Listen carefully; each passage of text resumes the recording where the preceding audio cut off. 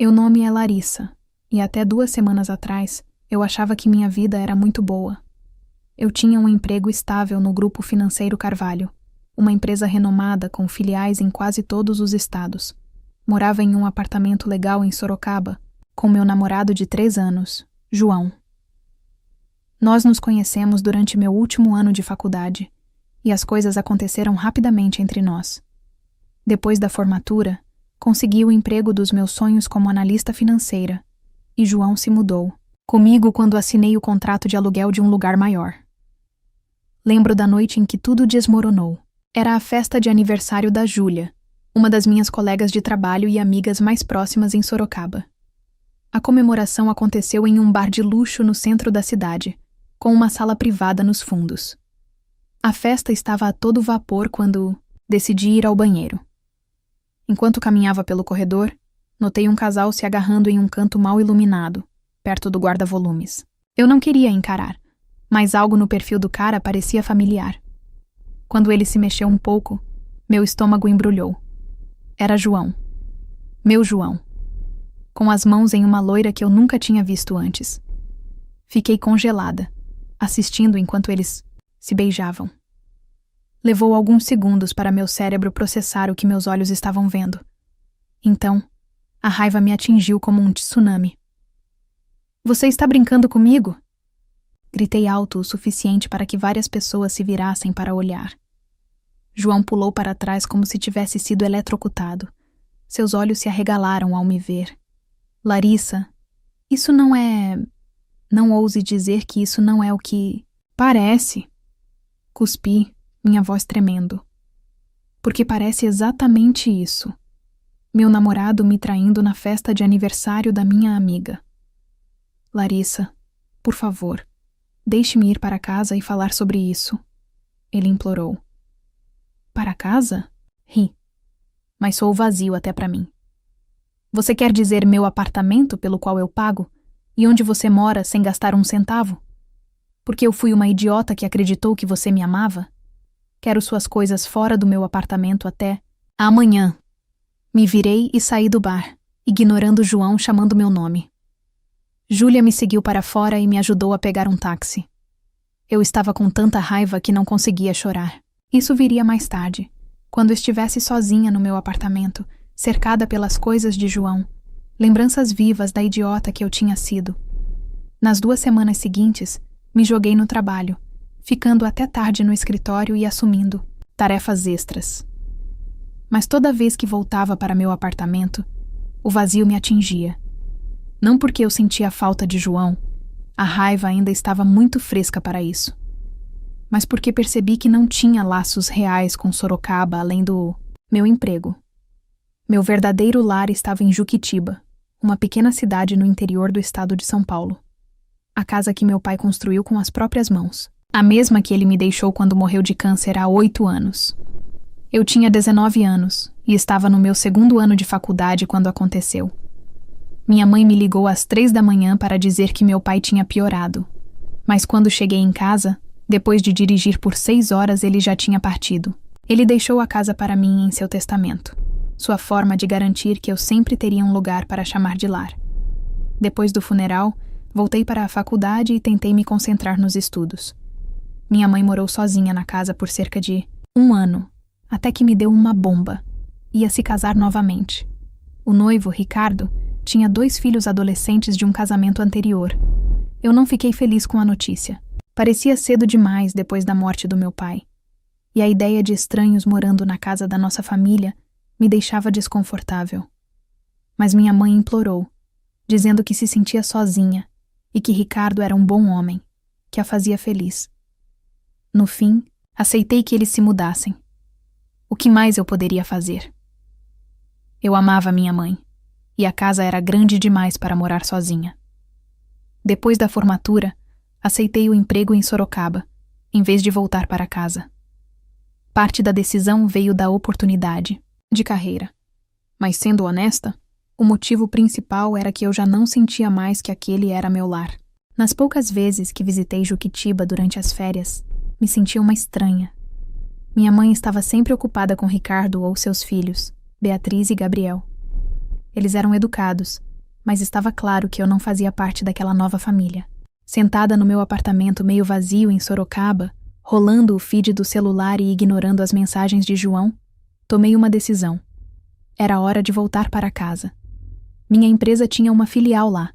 Eu poderia me transferir, recuperar minha casa e começar do zero.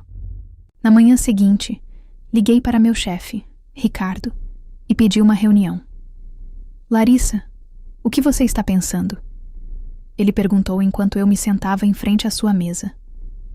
Preciso solicitar uma transferência para a filial em Juquitiba. Fui direta. Ele me estudou por um momento e suspirou. Você é uma das nossas melhores analistas, Larissa. Eu odiaria perdê-la completamente. Deixe-me fazer algumas ligações e ver o que consigo. 3 dias depois, Ricardo confirmou minha transferência. Eu aceitaria um pequeno corte de salário, mas poderia viver com isso. O custo de vida em Juquitiba era uma fração do de Sorocaba, de qualquer forma. Naquela noite, liguei para minha mãe para contar as novidades. Mãe, tenho algo para te contar, disse quando ela atendeu. Estou voltando para casa. Houve uma pausa. Oh, quando? Em cerca de 2 semanas. Só queria avisar para que você possa deixar meu quarto pronto. Dessa vez, o silêncio foi mais longo. Seu quarto? Mas Beatriz tem usado esse quarto desde que começou a faculdade. Bom, ela vai ter que se mudar para um dos outros quartos. Respondi tentando manter um tom neutro. É minha casa, mãe. Claro, claro, disse rapidamente. Só não esperava, mas ficaremos felizes em ter você de volta. Algo na voz dela me dizia o contrário, mas ignorei esse pensamento. Ótimo. Então nos vemos em breve. Quando desliguei, não consegui me livrar da sensação de que meu retorno não seria tão simples quanto eu imaginava. Mas eu estava determinada a recuperar minha vida. E minha casa. Não importa o que acontecesse. As 2 semanas antes da minha mudança passaram rapidamente.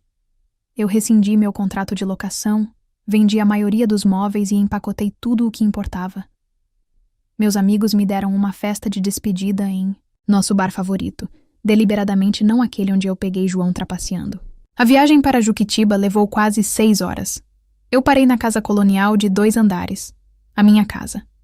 Meu pai a projetou ele mesmo, trabalhando com um morador local para criar nossa casa de família.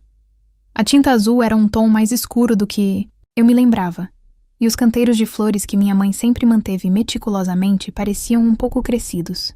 Antes que eu pudesse pegar minhas malas, a porta da frente se abriu, e minha mãe saiu.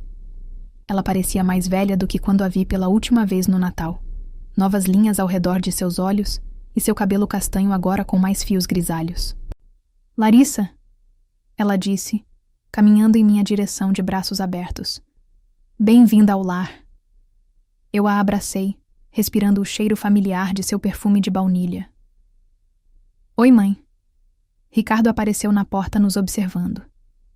Ele era um homem alto, com cabelo ralo e uma carranca permanente. Eu nunca o detestei exatamente, mas nunca o afeiçoei também. Larissa, ele assentiu enquanto eu me aproximava da casa. Seus olhos varreram meu carro, lotado até a borda com caixas e malas. Parece que você trouxe sua vida inteira com você. Só o essencial, eu respondi forçando um sorriso. A maioria são roupas e coisas de trabalho. Ele resmungou, não se oferecendo para ajudar com minhas malas. Bem, Beatriz mudou suas coisas para o quarto de hóspedes, seu antigo quarto. Minha mãe deu a ele um olhar que eu não conseguia interpretar direito. Então se virou para mim. Entre, querida. Você deve estar exausta da viagem. O interior da casa parecia familiar e estranho. O layout era o mesmo, mas os móveis tinham sido reorganizados, e muitas das decorações que eu lembrava da minha infância tinham sumido, substituídas por itens que eu não reconheci. Enquanto caminhávamos pela sala de jantar, Beatriz e Gabriel apareceram do andar de cima. Gabriel, agora com 17 anos e quase 1,80 m de altura, me deu um aceno estranho. Ei, ele disse. Ei, Gabriel, você ficou alto. Beatriz, 19 anos, e, vestida com o que pareciam roupas de grife, de braços cruzados, perdeu a expressão, deixando claro que não estava feliz em me ver. Então, você vai ficar de verdade? Ela disse, sem se preocupar em fazer parecer uma pergunta. Beatriz, a mãe avisou. Não é como se fosse um segredo. Ela está se mudando, falou minha mãe. Tive que passar o dia todo mudando minhas coisas para aquele pequeno quarto dos fundos. Eu respirei fundo. É bom ver você também, Beatriz. O jantar naquela noite foi tenso. Ricardo falou sobre seu trabalho no banco local. Gabriel murmurou respostas quando abordado diretamente. E Beatriz respondeu a comida dela enquanto me encarava ocasionalmente. Então, Ricardo disse, eventualmente. Quanto tempo você acha que vai ficar? Eu parei com meu garfo na metade do caminho para minha boca. Não vou ficar. Estou voltando. Esta é minha casa permanente agora. Ricardo trocou um olhar com minha mãe.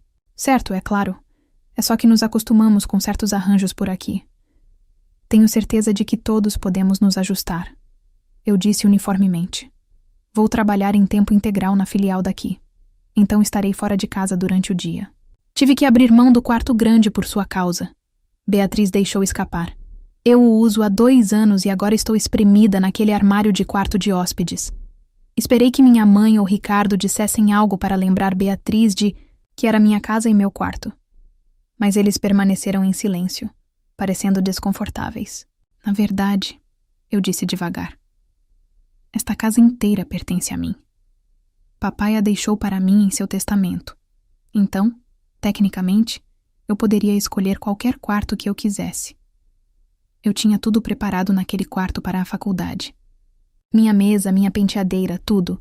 E agora eu deveria amontoar tudo em uma sala com metade do tamanho, porque a princesa Larissa decidiu nos agraciar com seus presentes. Ela saiu furiosa, batendo a porta com tanta força que os pratos chacoalharam. Minha mãe me lançou um olhar de reprovação. Você tinha que antagonizá-la? Eu a encarei, incrédula. Eu a antagonizei? Ela foi quem começou a reclamar no minuto em que entrei pela porta. A expressão da minha mãe endureceu. Não vamos fazer isso hoje à noite. Você está cansada da viagem, as coisas vão melhorar amanhã. Mas as coisas não melhoraram no dia seguinte, ou no dia depois. Comecei meu novo emprego jogando, eu mesma, para aprender o básico. Era menor que o escritório de Sorocaba, mas o trabalho era familiar, e eu rapidamente me estabeleci. Eu me reconectei com alguns amigos do ensino médio que ainda estavam na área, incluindo minha melhor amiga do último ano, Luana, que agora trabalhava como enfermeira no hospital local. 2 semanas depois que me mudei de volta, cheguei em casa do trabalho e encontrei Beatriz decorando a sala de estar com serpentinas e balões. O que é tudo isso? Eu perguntei, colocando minha bolsa de laptop no chão. Minha festa de aniversário, ela respondeu sem olhar para mim. Está acontecendo? Sábado. Que legal, devo te dar um presente ou algo assim. Tentei ser educada, mas a última coisa que eu queria fazer era fazer compras para minha meia-irmã mal-humorada. Não precisa. Beatriz bufou. Você não estará aqui, com licença. Minha mãe apareceu da cozinha, parecendo nervosa. Querida Larissa, posso falar com você por 1 minuto? Ela me levou para a varanda dos fundos, onde costumávamos sentar e assistir ao pôr do sol quando eu era criança. Agora estava abarrotada de ferramentas e equipamentos de jardinagem de Ricardo. Beatriz está recebendo alguns amigos para seu aniversário. Aniversário no sábado. Minha mãe torceu as mãos juntas. Ela esperava ter a casa só para ela naquela noite. Eu olhei para ela. Você está realmente me pedindo para sair da minha própria casa para a festa da Beatriz? Só por algumas horas. Você poderia ir ao cinema ou jantar com a Luana. Você está brincando comigo, mãe? Esta é a minha casa. Eu não vou ser expulsa para uma festa de aniversário. Eu nem fui convidada. Por favor, não torne isso difícil, minha mãe implorou. As coisas já estão tensas o suficiente desde que você se mudou de volta. E de quem é a culpa? Vocês todos agem como se eu estivesse invadindo quando...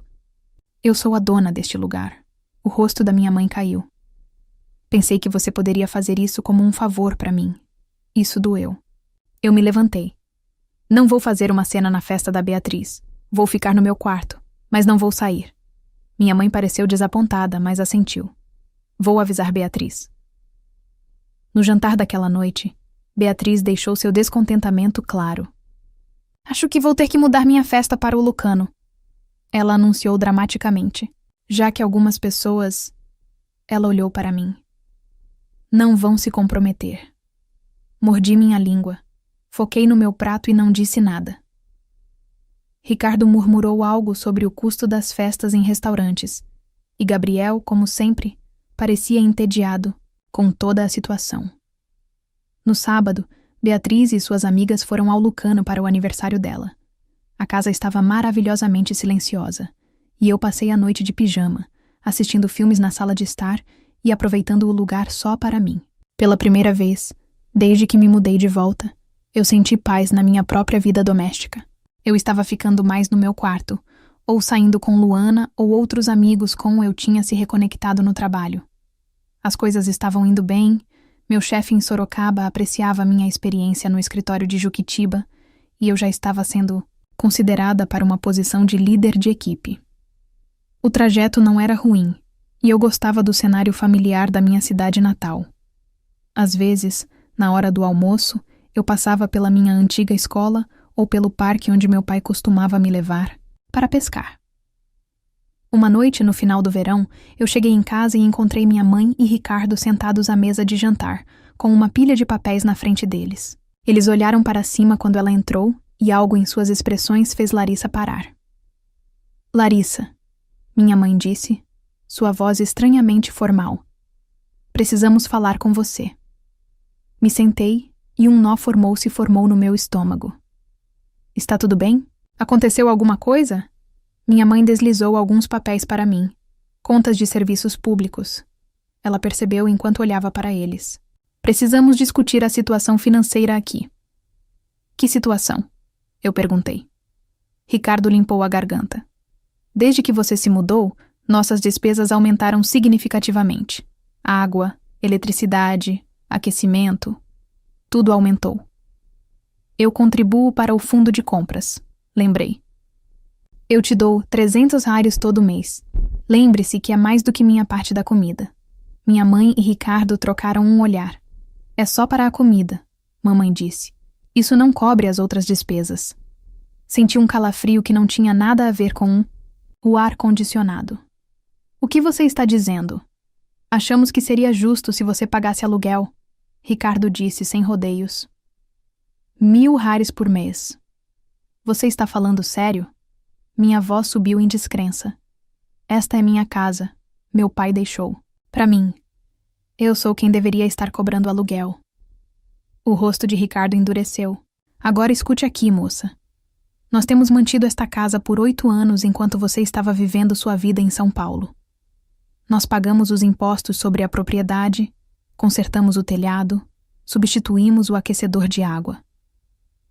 Eu nunca pedi para você fazer nada disso, Larissa retrucou.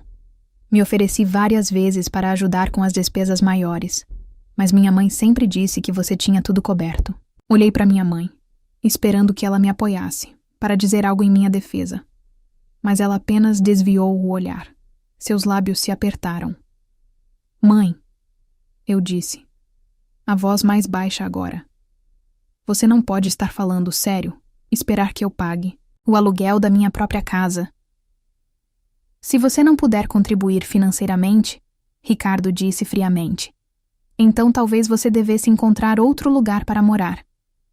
As palavras me atingiram como um golpe físico. Me virei para a minha mãe, certa de que ela se oporia ao marido. Mas ela apenas assentiu levemente, concordando com ele. Eu saí do quarto antes que eles pudessem ver as lágrimas ameaçando cair. No meu quarto, me sentei na beirada da cama, tentando processar o que tinha acabado de acontecer. A casa estava quieta, mas meus pensamentos estavam ensurdecedores. Naquela noite, o sono escapou. Pela manhã, havia passado de choque para raiva. Fui para o trabalho mecanicamente, me preparando para o confronto. Eu sabia que estava chegando, e quando desci para o café da manhã, a família inteira já estava lá. Mamãe, Ricardo, Gabriel, curvado sobre seu cereal, e Beatriz, que olhou para cima com um sorriso que dizia que ela sabia exatamente o que tinha acontecido na noite anterior. Então, Beatriz disse docemente, enquanto eu servia uma xícara de café: "Quando você vai começar a pagar o aluguel ou você vai se mudar?" Algo dentro de mim estalou. Coloquei a xícara no chão com cuidado e sorri de volta para Beatriz. Na verdade, tomei uma decisão. Todos os olhos se voltaram para ela. "Esta casa me pertence", eu disse, com a voz firme e calma, apesar da raiva, fervendo por dentro. "Ela foi deixada para mim pelo meu pai. Todos os outros aqui vivem nesta casa porque eu permito."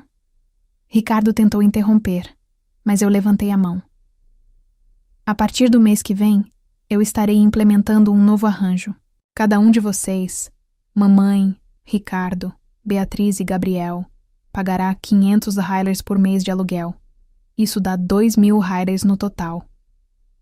Um silêncio atordoado caiu sobre a cozinha. A boca de Beatriz ficou aberta em choque. "Você está brincando?" "Mamãe", disse, sua voz quase um sussurro. "Não estou. Estou falando sério. Considere que pelo preço de mercado para a área, dividindo em 4 partes, é realmente bastante razoável." "Você não pode nos cobrar aluguel", Beatriz gritou. "Você é louca." Tomei um gole do seu café, estranhamente calma diante da indignação deles. "Se vocês não gostam dos termos, sintam-se à vontade para encontrar outro lugar para morar. Tenho certeza de que há muitas propriedades para alugar em Juquitiba." "Você jogaria fora sua própria mãe?" Ricardo exigiu, se levantando para ficar sobre ela. Eu encontrei seu olhar firmemente. "Não, eu cobraria um aluguel justo de minha mãe e sua família por uma propriedade que eles não possuem." "Depois de tudo que fizemos por você, mamãe", disse com a voz trêmula, "nós mantivemos esta casa, pagamos todas as contas enquanto morávamos aqui." Larissa interrompeu. "E agora você quer me cobrar aluguel pela minha própria propriedade? Como isso é diferente do que estou propondo?" Peguei minha bolsa e fui até a porta. "Pense bem. Me avise o que vocês decidirem." O caminho para o trabalho foi um borrão. Parte de mim não conseguia acreditar no que tinha acabado de fazer, mas outra parte, uma parte mais forte, sabia que era muito tempo de atraso. Eles me pressionaram demais e alguém tinha que ceder. Naquela noite, eu peguei comida para a viagem no caminho para casa e comi no meu quarto. Ninguém falou comigo. No dia seguinte, foi a mesma coisa. E no dia seguinte, me tornei um fantasma na minha própria casa, ignorada por todos, até mesmo pela mamãe. 2 semanas de silêncio se passaram. Comprei minhas próprias compras e as guardei separadas na geladeira. Lavei minha roupa quando não havia mais ninguém por perto. Senti falta da mamãe, mas não iria recuar. Não dessa vez. Finalmente, numa tarde de domingo, mamãe e Ricardo me encurralaram na sala de estar. Nós tomamos uma decisão. Ricardo anunciou rigidamente: "Estamos nos mudando. Encontramos um apartamento do outro lado da cidade." Eu assenti lentamente, uma mistura de emoções me invadindo. Alívio, porque a tensão finalmente acabaria. Tristeza, por ter chegado a esse ponto. E uma raiva persistente, por ter sido colocada nessa posição, principalmente por eles, especialmente minha mãe. Quando perguntei: "No próximo fim de semana?", mamãe disse sem encontrar meus olhos: "Já assinamos o contrato. Estou pegando o que paguei." Ricardo acrescentou, com seu tom desafiador: "A máquina de lavar, a lava-louças, a TV na sala de estar." "Tudo bem", eu o interrompi. "Pegue o que você comprou." A semana seguinte foi preenchida com os sons de embalagens e mudanças. Beatriz fazia questão de bater portas e gavetas sempre que eu estava por perto. Gabriel ficava sozinho, e minha mãe mal falava comigo, concentrando-se em organizar e embalar. Doeu mais do que eu queria admitir vê-la escolher Ricardo e seus filhos em vez de mim. Na sexta-feira à noite, Ricardo alugou um caminhão de mudança. Fiquei fora do caminho enquanto eles carregavam os móveis e as caixas. Alguns dos itens que levaram foram definitivamente compras que meu pai tinha feito, A mesa de jantar, alguns dos eletrodomésticos da cozinha. Mas eu não tinha mais energia para brigar sobre isso. Quando estavam quase prontos, percebi que tentavam manobrar o velho relógio de pêndulo, que tinha sido o orgulho e a alegria do meu pai. Ele ficava na nossa entrada, desde que eu me lembrava disso. Fica, eu disse firmemente entrando no corredor. Ricardo franziu a testa. Eu paguei para consertá-lo há 3 anos. Ele não estava funcionando quando seu pai morreu. O relógio era do meu pai. Ele o comprou de uma loja de antiguidades no ano em que eu nasci. Pensei que ele iria discutir, mas mamãe colocou a mão em seu braço e balançou a cabeça levemente. Eles se afastaram do relógio enquanto faziam sua última viagem para o caminhão. Mamãe ficou para trás na cozinha. Eu nunca pensei que terminaria assim, ela disse baixinho. Nem eu, respondi. Mas você não me deu escolha. Mamãe desviou o olhar e disse: Eu pensei que você seria razoável. Razoável? Eu repeti. Era razoável deixar Beatriz me tratar como uma intrusa? Era razoável me pedir para deixar minha própria casa por ela? Era razoável ficar do lado do seu marido em vez da sua filha, em todos os momentos? Ricardo tem sido bom para mim, Larissa. Ele cuidou de nós depois que seu pai morreu. Não, mãe. Ele se mudou para minha casa e agiu como se fosse o dono. E você o deixou? Mamãe suspirou pesadamente. Eu posso ver que não vamos concordar com isso. Eu deveria ir. Eles estão esperando por mim. Adeus, Larissa.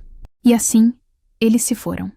A casa, que parecia lotada e hostil por meses, de repente estava dolorosamente vazia. Naquela primeira noite sozinha, eu vaguei de cômodo em cômodo, fazendo um balanço do que restava e do que eu precisaria substituir. A sala de estar estava sem sofá e TV. A cozinha não tinha micro-ondas nem cafeteira. 3 dos quartos estavam vazios agora, sem camas e cômodas. Mas em vez de me sentir triste ou solitária, senti uma estranha sensação de paz me inundando. Essa era minha casa, realmente minha agora, de uma forma que não era desde que meu pai morreu. Eu poderia fazer o que quisesse com ela, enchê-la com minhas próprias escolhas, torná-la um lar novamente. No dia seguinte, eu dirigi até a loja de móveis para a casa mais próxima e comprei um sofá novo, uma cafeteira e itens básicos para a cozinha. Encomendei online uma estrutura de cama e agendei a entrega de um colchão novo para o fim de semana. Limpei profundamente todos os cômodos, abrindo janelas para deixar o ar fresco circular pela casa. Na segunda-feira, voltei ao trabalho com o coração mais leve. Meus colegas de trabalho notaram a mudança. Você parece diferente, meu gerente comentou. Mais relaxada. Sorri. Estou. As coisas se acalmaram em casa. Luana veio naquela noite para ver os novos arranjos. Ela assobiou enquanto caminhava pelos cômodos meio vazios. Uau! Eles realmente te limparam, hein? Sim, mas agora eu começo do zero. Faço tudo de novo, do meu jeito. Ela me ajudou a arrumar os móveis novos e pendurou algumas fotos que eu tinha emoldurado. Fotos minhas e do meu pai pescando, da minha formatura do ensino médio, dos amigos que fiz em Sorocaba. Você se arrepende? Ela perguntou, enquanto estávamos sentados no meu novo sofá, bebendo vinho em canecas de café, porque eu ainda não tinha trocado os copos. Pensei sobre isso por um momento. Não, eu respondi. Eu sinto falta da minha mãe e queria que as coisas tivessem sido diferentes, mas não me arrependo de ter me defendido. Meu aniversário chegou mais cedo, em outubro.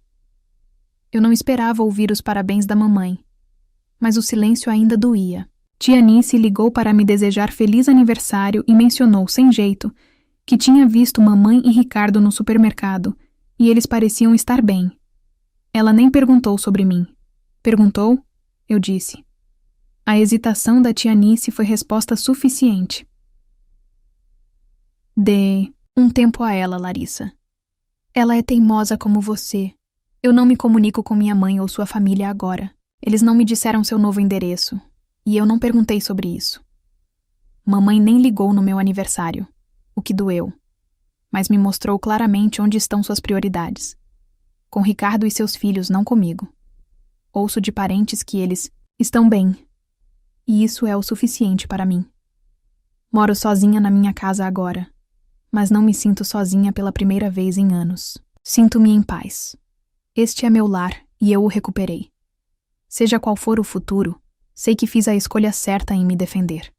Papai ficaria orgulhoso. Bom, agora me diz. Você acha que Larissa fez a escolha certa ao lutar pela sua casa se afastando de sua mãe e de Ricardo? Como você reagiria em uma situação dessas? Como você lida com decisões difíceis que envolvem a família? Escreve aqui nos comentários. Se você gostou do vídeo, clica em curtir e se inscreve no canal também, assim você não perde nenhuma. História emocionante. E não esquece, deixa também um comentário com uma classificação de 1 a 10 para mostrar o quanto você gostou. Assista também ao vídeo que agora está aparecendo na sua tela. Até breve.